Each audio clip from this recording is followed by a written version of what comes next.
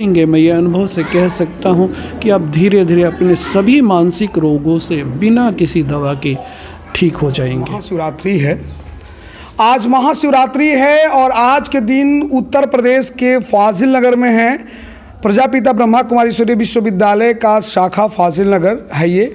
और हमारे साथ आज महाशिवरात्रि से संबंधित वार्ता करने के लिए बीके संजय भैया जुड़ चुके हैं। उनसे बात करेंगे जो प्रजापिता ब्रह्मा कुमारीश्वरी विश्वविद्यालय माउंट आबू राजस्थान से चल के आए हैं और हम फाजिल नगर में हैं। फाजिल नगर इसका शाखा है, प्रजापिता ब्रह्मा कुमारीश्वरी विश्वविद्यालय का एक ब्रांच है फाजिल नगर में और वहीं पर हम मौजूद हैं। संजय भाई हमसे जुड़ चुके हैं। सबसे पहले तो स्वागत करेंगे संजय भैया। ओम शांति। ओम शांति, ओम शांति। अच्छा, आप माउंट आबू राजस्थान से कब आए हैं यहाँ फाजिल नगर में? हमको करीब 4-5 दिन हो गया यहाँ आके। 4-5 दिन से यहाँ हैं जी। हर जगह जाते रहते हैं आप? हाँ, करीब करीब भारतवर्ष में विदेशों में भी जाना आना होता रहता है। आज महाशिवरात्रि है भैया और देख रहे हैं कि फाजिल नगर में पूरे बाज़ार में ये निकला हुआ है बारात और बहुत सारा जमोड़ा है, बहुत सारी बहनें हैं, बहुत सारी दादी लोग हैं, माता जी लोग हैं, भाई लोग हैं और बुज़ुर्ग लोग भी हैं। तमाम रथ है, शिवलिंग का आकार बनाया गया है और पूरा बाज़ार में घुमाया जा रहा है। तो आज शिवरात्रि के शुभ अवसर पर ये आप लोग क्या साबित करना चाहते हैं, समाज में क्या संदेश देना चाहते हैं? जी जी, एक्चुअली प्रजापिता ब्रह्मा कुमारी ईश्वरी विश्वविद्यालय के द्वारा करीब करीब प्रतिवर्ष इस तरह की झांकियाँ निकाली जाती हैं।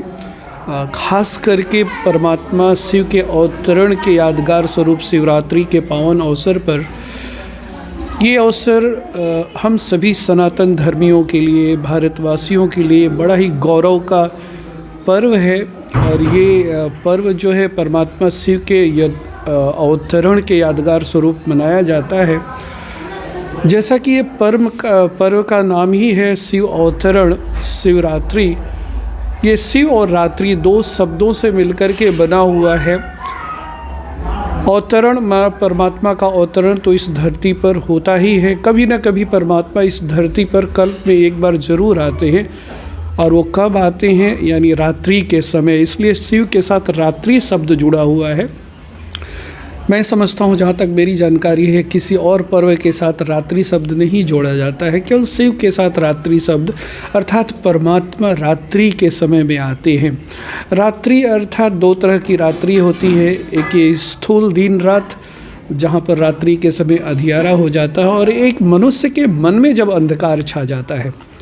तो ये जो मन का अंधकार है, ये बड़ा ही विकट स्थिति पैदा करता है। मन का अंधकार मनुष्य के जीवन में दुख अशांति पैदा करता है और जब ऐसा अंधकार इस धरती पर छा जाता है, मानवता बहुत दुखी हो जाती है, परेशान हो जाती है, परमात्मा को पुकारने लगती है, त्राही त्राही करने लगती है। तो परमात्मा किसी मानव तन में अवतरित होकर के आकर के फिर से अपना दिव्य संदेश देते हैं जी। हमें राजयोग की शिक्षा देते हैं कि राजयोग के माध्यम से हम पुनः अपने जीवन को शुद्ध और पवित्र बनाएं, ताकि हमारे जीवन में जो दुख शांति है वो मिट जाए, हम एक तनाव मुक्त सुखद जीवन का आनंद ले सकें। तो इसी संदेश को जन जन तक देने के लिए कि ये जो समय चल रहा है, ये परमात्मा के अवतरण का वही धर्म ग्लानि वाला समय चल रहा है, जिसका गायन हम लोग गीता में भी सुनते हैं।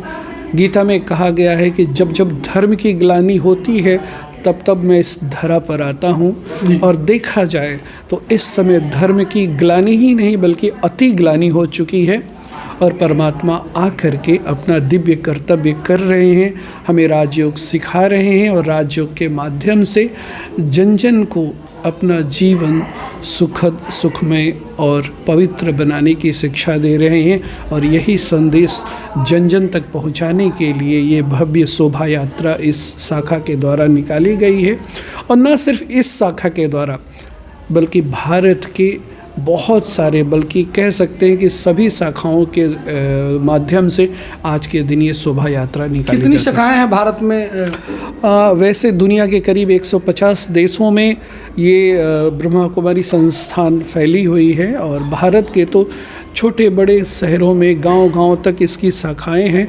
और भारत में मैं समझता हूं, मुझे एक्यूरेट फिगर तो नहीं याद है, लेकिन करीब करीब 8000 से भी अधिक इसकी शाखाएं, उप शाखाएं और जो सब ब्रांचेज हैं वो पूरे भारतवर्ष में हैं। और आज के दिन सब ये शिव महोत्सव, शिवरात्रि का त्यौहार बड़े ही हर्षोल्लास के साथ मनाते हैं।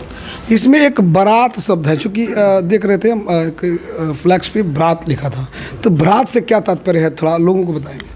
एक्चुअली भक्ति मार्ग में भी दिखाया गया है कि शिव के साथ बाराती दिखाए गए हैं। जब शिव की शादी होती है तो उसमें बाराती दिखाए गए हैं, और बाराती में खास शिव के साथ भूत पिशाच और लूल्हे लंगड़े इस तरह के लोगों को दिखाया जाता है। वास्तव में ये एक द्योतक है। परमात्मा शिव जब इस धरती पर आते हैं तो वो हम आत्माओं का साजन हम उसे मानते हैं। हम सभी आत्माएं उसकी सजनियां हैं, और वो हमको बहुत अपने से जोड़ करके, अपनी सजनी बना करके हमारा शुद्धिकरण करते हैं, हमें बहुत प्यार से सजाते और संवारते हैं। तो जब भी ऐसी शोभा यात्रा निकलती है तो उसके साथ में एक बारात निकलती है, और वो बारात जो है वो वास्तव में वो जो भूत पिशाच ये सब दिखाया गया है उसकी नहीं होती है। यहाँ पर ये संदेश दिया जाता है कि हम मनुष्य जो कभी देवी देवता थे, हमारे पूर्वज 33 करोड़ देवी देवताओं का जिनका गायन है, वास्तव में कोई और नहीं थे। हम ही जब अपने उच्चतम स्थिति में होते हैं, बहुत मूल्यनिष्ठ होते हैं, तो हम देवी देवता कहलाते हैं। पर वही इंसान धीरे धीरे जन्म मृत्यु के चक्कर में आते आते समय अंतराल में बहुत नीचे गिर जाता है, अपनी मानवता को, दिव्यता को, अपने वैल्यूज़ को खो देता है। तो हम ही भूत पिशाच जैसे, लूल्हे लंगड़े जैसे हो जाते हैं। आँखें हैं पर अच्छी बातें दिखती नहीं है, मुख है पर हम अच्छा बोल नहीं सकते, कानों से हम बुरी बातें सुनते हैं, दुखदाई बन जाते हैं। तो जैसे भूत पिशाच से डर लगता है, इंसान इंसान से डरने लगता है, तो हम एक बाराती की तरह हो गए। तो ये जैसे एक सिंबॉलिक है, और परमात्मा आकर के हम इन लूल्हे लंगड़े बारातियों को फिर से साफ स्वच्छ सुंदर और दैवीय मूल्यों से संपन्न बना रहे हैं। जी, एक चीज़ और पूछेंगे कि बहुत सारे लोगों के मन में चल रहा होगा, या हमने भी देखा कि एक आप लोगों ने कैसा डेमो बनाया था जिसमें एक मौलवी साहब थे, एक बगल देखे कि एक पुजारी बैठे थे, एक सिख और एक ईसाई के जो अनुयायी हैं, चारों धर्मों के लोगों को वहाँ दिखाया गया था, और उसके ऊपर एक सिंबल था परमात्मा का। तो क्या है ये परमपिता? जी, बहुत अच्छा प्रश्न आपने पूछा। वास्तव में देखिए, इस संसार में अगर सबसे अधिक कोई झगड़े आज तक हुए हैं और हो रहे हैं तो धर्म के नाम पर। मैं हिंदू हूँ, मैं मुस्लिम हूँ, मैं सिख ईसाई हूँ, मैं बड़ा तुम छोटे, ये धर्म के झगड़े इंसान को बहुत बांट रहे हैं, दुखी कर रहे हैं।